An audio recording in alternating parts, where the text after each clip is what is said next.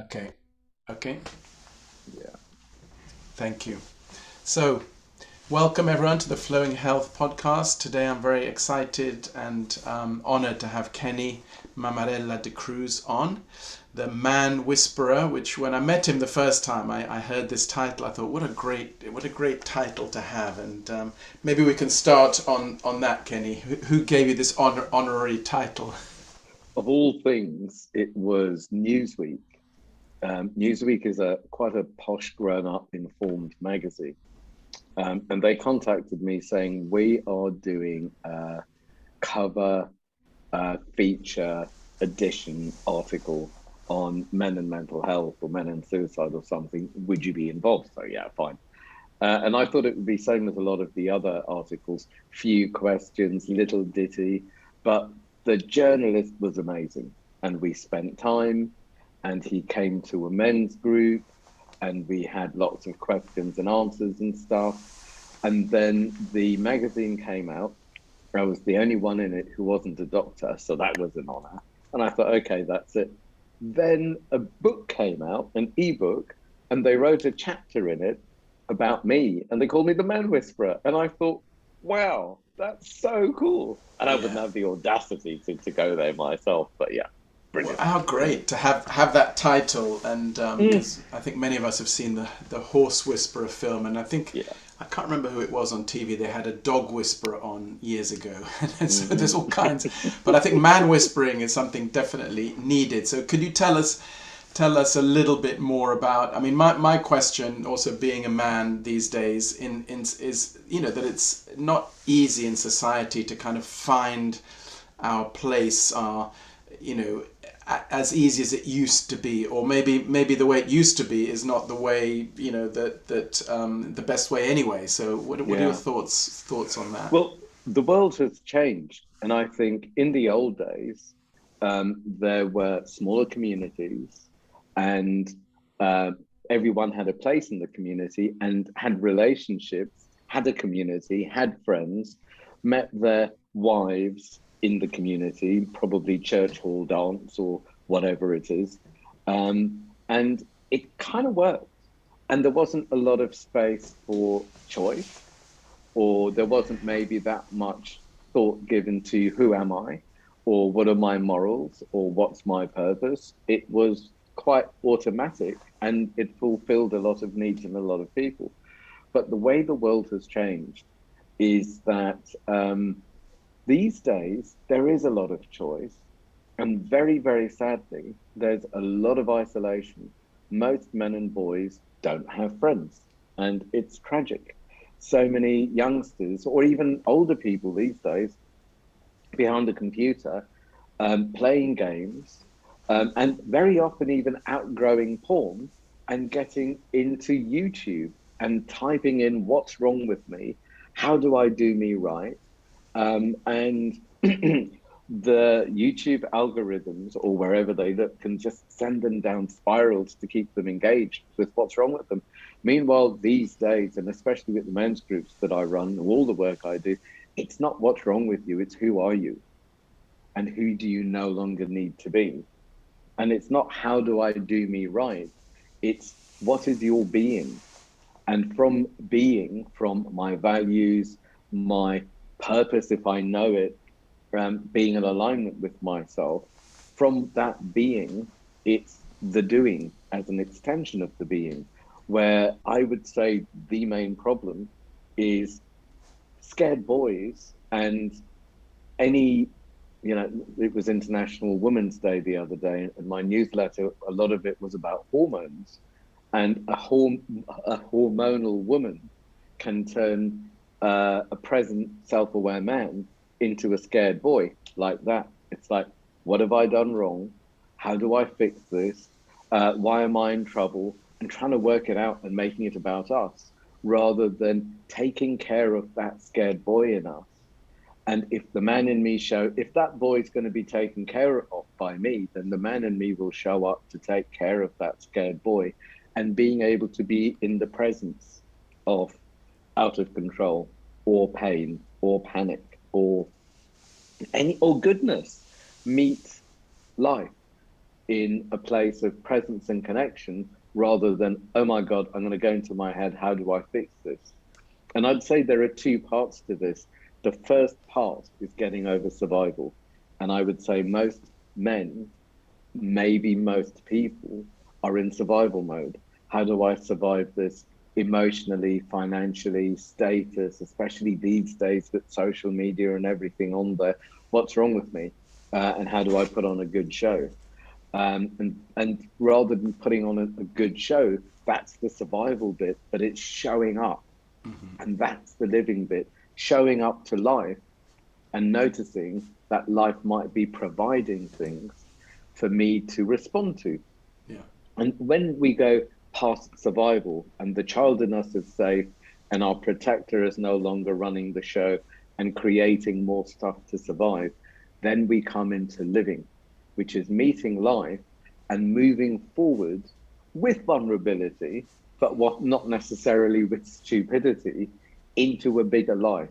And sometimes that can be more fearful for people than being in control with the same old, I know how to survive this stuff that I keep whinging about. Does that make sense? No, it makes perfect sense. I think the real challenge often for men is kind of just opening up in the first place, and I think you often talk about, you know, naming what's going on, and I think men aren't used to, you know, I never had a conversation with my dad about anything that was going on in my life, and he probably didn't with his dad. So actually, in those generations, even in mine, we've always kind of held things in or not known if and how to express them. But I think what's changing now, as you've said yourself, is this, that there is more, but not that much yet, support for men to come together in a safe place and open up and name these things. But even going to these meetings, I think, is not that easy for men to admit that they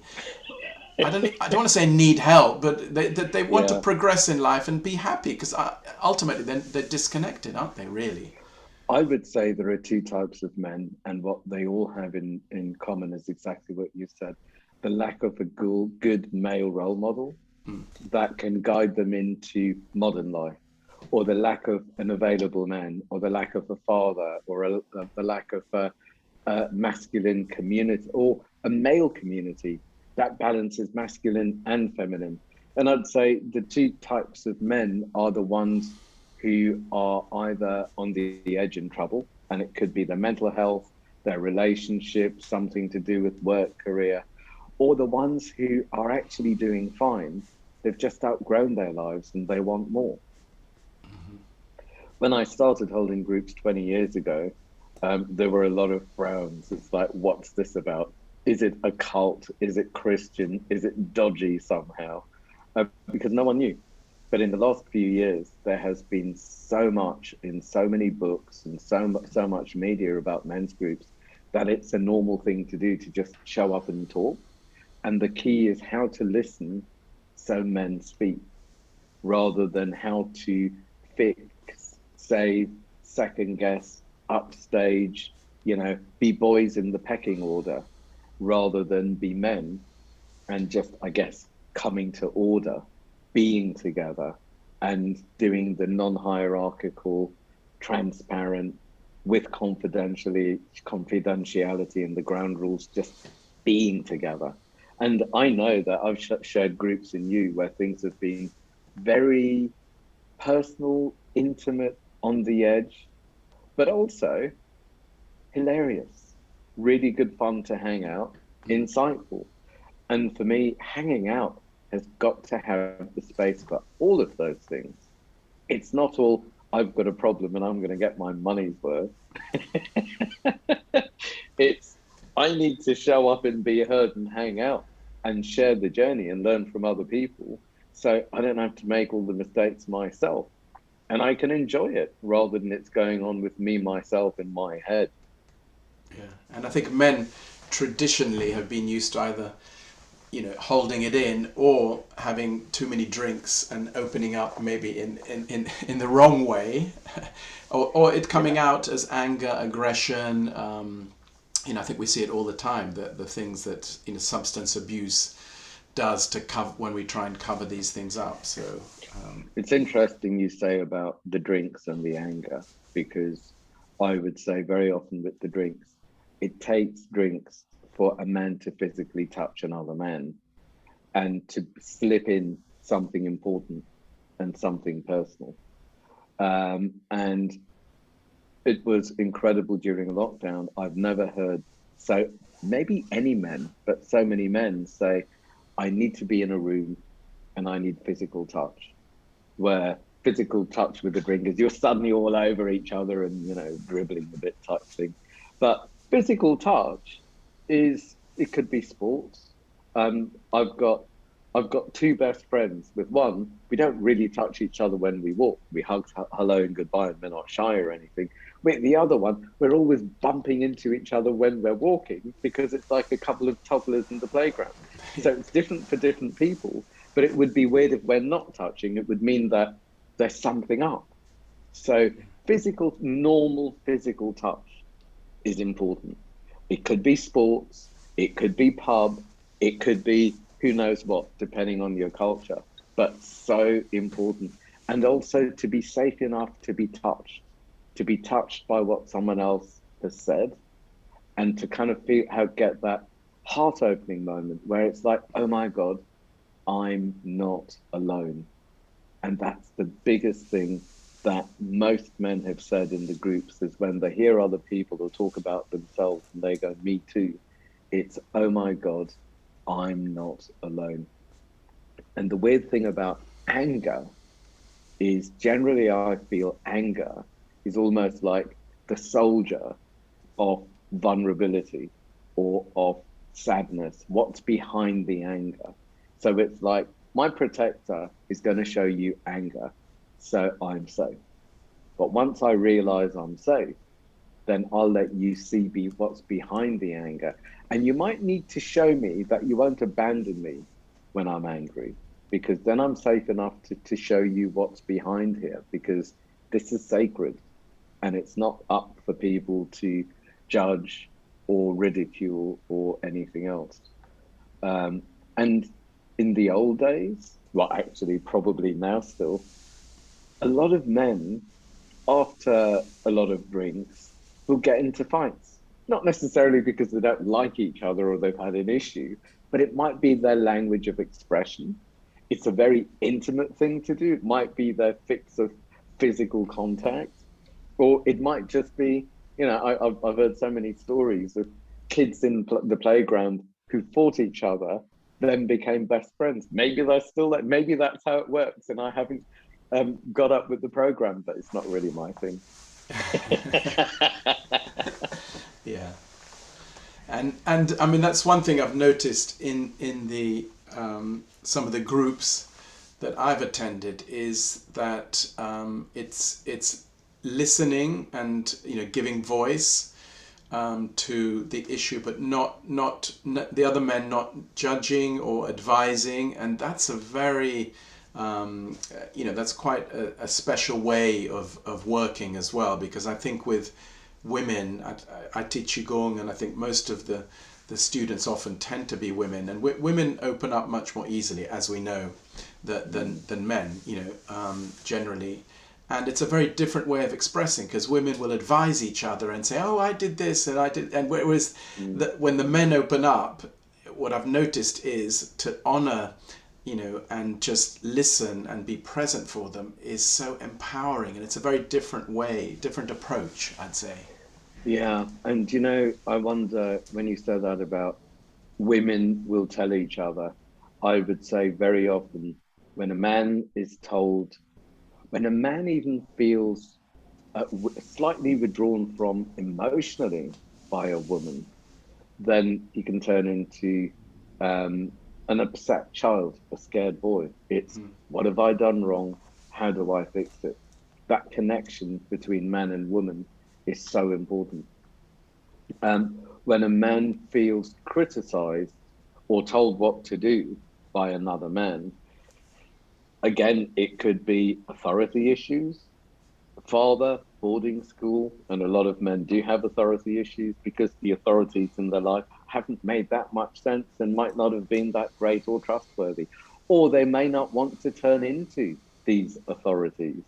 So it's like, rather than how do I be me, it's what parts of me do I no longer need to be? And that's the efficient way for men to find out who we are as individuals and have space to change. But the power of listening, actively listening, and the facilitators that I train, they really learn how to be quiet and hold the space so things can land, people can go further, the right question is asked at the right time, and every question or issue is opened up to everyone. So we're in it together and we can learn from each other in that way. Um, Maybe we'll share a link to the video of the ground rules or something at the end of this, because Yeah. there are core things about owning what you say, being present even with your language, obviously confidentiality, aggression and passive aggression, but these are core communication tools, not just for life, but for intimate life, for present and connected life, for a more loving and safe life. Definitely, we'll put the links below so people can have a look at the ground rules. And did you kind of create these rules, or were they brought together from different groups that you've observed? The way it started was I was abroad for 5 years, and I did all sorts of funky things. I left in 93 and I came back in 98. So I worked with dying people with Mother Teresa. I had a natural health centre in Sydney. I did some development work in communities in Fiji. I had fun, joy, and laughter, and the most amazing time. And then I came back to my best friends in the UK, and they kind of weren't there anymore. We were all, what, in our 20s, 30s, and they got distracted, understandably, by drink, drugs, sex addiction, love addiction, money, power, whatever it is. And it's like, yeah, but now who do I hang out with? And I need to be met at depth. And I need to be with you. I came back to hang out with you, not to be an idiot. And you're acting like idiots. So I basically got a dozen or so in my lounge and said, I don't know what a men's group is, but I need to be met at depth. So we're starting one now. And if you can't meet me here, then you're chucked. And in a way, that's pretty much how it started. And then people got to know, and I had to take it out of my lounge into premises. I got the ground rules together. I got a structure together. And it's been every day since lockdown. And I've been doing it for 20 odd years. And we're going to launch an online training. I do it in corporates. I spoke to a building company earlier today. It saved lives. It saved marriages. It saved depression. It's made men good fathers. In the old days, I don't blame fathers and grandfathers and uncles for not being around and keeping the lid on. Their trauma and their stories had nowhere to go. And maybe they feared, as I did, that if I took the lid off, that I might just think so much and so much come together that I'd go bonkers, I'd lose it. Or I might start crying and I'd never be able to stop crying and I'd lose it that way. So I was scared. It's like head down, lid on, keeping on and holding it together. But the way that we are safe together, that people can slowly take the lid off or hear from other people and kind of think, well, if you were like that and you're like this now, then maybe I can do it. But I used to, stamp my feet and blame my father. I'm a refugee from Uganda, so I'll blame my father, I'll blame Idi Amin, I'll blame Christianity. Who else is left? Parliament. Yeah. Politicians, religion. Exactly. And then I kind of thought, actually, they can't share what they haven't got. And rather than blaming them, I need to take responsibility here and be the man who is true to me, be my own man, rather than what society expects and wants. whether society thinks I'm cool or not, well, none of my business really. I need to. And then I thought, with everything that I've undone, I want to pass this on selfishly, so I can have better people to hang out with and more fun and more quality, which was always the object of the exercise. And I think a lot of people come to the groups, or they find out about me because I used to be such a basket case with my obsessive compulsive disorder, my Tourette's, body dysmorphia, you know, all the post-traumatic stress disorder things, dyscalculia, I couldn't do numbers, and so it goes on. And I've been able to meet myself, get safe, and undo this. I twitch and grunt, and yeah, it was messy. But because I've been there, I can undo it. And it's the same with all the facilitators I've trained. Is not only do they have tools from me, but what's really important is they can meet people where they are, at the scene of the crime or on the edge, because that's where it's important to meet. Not talk about forever, but where the depth in myself, my own availability, this is the only place where I can meet other people. And in meeting in that place, magic happens, things shift. It doesn't take forever, but it's like that meeting. And then strangely, there's an alignment, there's a healing. It's almost like we feel it because we're safe enough to go there, we can feel it. And just by feeling it, we can heal it. And it might need witnessing by other people or communicate, but we can feel it. And once we feel it and we heal it, then we can kind of get real and live beyond it. And that's the object of the exercise, living a better life. But having all that stuff that was kind of in the dark shadow, having it all available to fuel the gold shadow, what might be the goodness. And it's fuel. It's really important stuff. It's not the enemy. It's not to deny or run away from. It's fuel, but it's not the script. It's not a limitation anymore.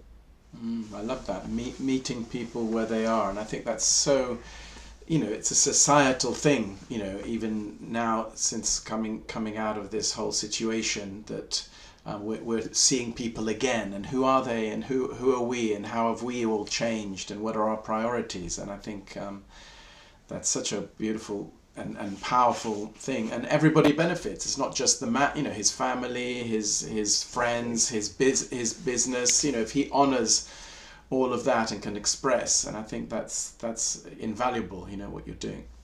And boundaries. Have you noticed boundaries in the groups you've been in, and how people can meet at boundaries and how intimate they are? Yeah, definitely. Yeah. I wasn't taught boundaries. No. When my mum wouldn't know what a boundary was, yes, I grew up with a lot of kind of disrespecting each other's boundaries, and that go into that another time maybe. But anything, I know you have to go quite soon, so I'm sure we're going to arrange another call, because I'd love to continue this conversation. But anything practical to share, okay, we're talking about men, but men and women, and one of the things with Qigong is obviously men also have the feminine, yin qualities, and women have the yang, and it's a lot of it is about balance, and the yin qualities of nourishing and peace and stillness and receptivity, all these things. It's all about a balance. And I know you talk a lot about taking a breath, and breathing. Is there anything you want to leave us with as a quick, I don't want to say fix, but bringing us to presence fully, to be with what's going on, I'd love to. Two quick things. The difference I feel between a man and a boy is a man includes his feminine and is available to respond rather than just react, to be with rather than to run towards or away from, to listen rather than make a noise, to collaborate rather than just compete. and to be open-hearted rather than just fearing fixing. So it is totally the masculine and the feminine. And so many relationships have worked when he has been allowed by himself or by the other to be more feminine, and the other has been allowed to be more masculine, because it's like, you know, like I've said to my wife, I'm man enough to let you be the bloke sometimes. I love that. Yeah. And you know, she's great with numbers and money, and she fixes things and Yeah. drives. I don't do those things. Yeah. And the quick fix, the thing that broke my addiction, and this is my wife again, and I remember her saying, drink, drugs, sex, food, whatever, those aren't the addictions. The addiction is thinking and avoiding feeling. And I would say so many people, definitely men, the addiction is thinking straight to the head. And what I learned to do was, first I had to admit that I didn't actually work anything out in my head. I just pretended to be in control, but it never happened. Apart from things like crossing the road, maybe. So it didn't work. And I needed to be here and now, where when I was in my head trying to put on a good show or do intimacy or do authenticity, I wasn't even here. So as soon as I found myself going anywhere near, well, lost in space between my ears, basically, in that moment, in that split second before going to the end of the sentence in my head, I'd stop, I'd take a deep breath in, and as I breathe in, I'd think, thank you for reminding me who I used to be. And who I used to be was owned by my protector and surviving and recreating things to survive. And it is gratitude, because that brought me safely here. But now it's time to live, not just to survive. So thank you for reminding me who I used to be, gets me back in my body, in the present. You know all about breathing. And in my heart, the child is safe. On the ground, I'm here and now. And when I breathe out, then I'd take part with what's in front of me. I'd consciously lock the door before I leave, rather than having to come home again to check because I was in my head. Yeah, we've all done that. Beautiful. I think that this dropping down to the heart, I mean, they say that the heart is well, in the Chinese tradition, the mind is in the heart, but in the West we tend to separate it and think that this brain and head rules everything, but actually, like you just said, it's only there to work certain things out, like, you know, crossing the road and what we need to do. But the way to live is from our heart, and when we breathe fully, sometimes breathing even into the heart area, but fully down to the lower abdomen or wherever we learn to breathe deeply, it brings us to presence. And these are the three brains, apparently: head, heart, and gut. Yeah, they're the three main energy centers in Qigong as well, the three dantians, they call them. But of course, there are lots of chakras and energy centers, but I agree 100%. And I think there's science, you know, that proves that when the mind is aligned with the heart, then the frequency of the body is 0.1 kilohertz, which is the Earth's frequency. So we're in tune with our true nature, or the Earth, whereas if the mind is on a different frequency, you know, we're a bit lost in space. I know you're trying to end, but I need to say this. It's like we're building on so much juicy stuff here. And what changes, rather than living from fear and survival and coming from love and really living, is the frequency of survival does recreate more to survive. It recreates the things, I know that my body, the panic, the adrenaline that I was used to. But as the frequency changes and we come from love and, you know, safe child inside, then the goodness is attracted, the signs and temptations, the opportunities. And not only did I have to admit that I'd never thought anything and fixed it in that way, but I also realized that all the goodness, the best people, opportunities, situations, love, adventures, they came through the gaps. They came from my being, and I needed to be present here and now to notice what life is bringing me and respond.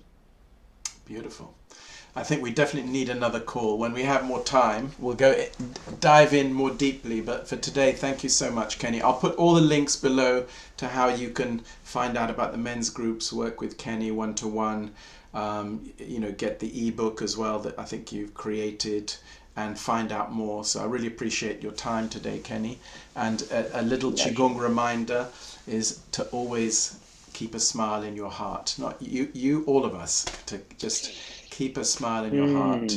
And that's a tip from a Qigong master in China who talked about that's the most important thing about the practice, which really surprised me but delighted me as well. Thank you. Thank you, Kenny. And I look forward to our next chat. Take care. Bye. Catch you soon. Thank you. Bye. Bye.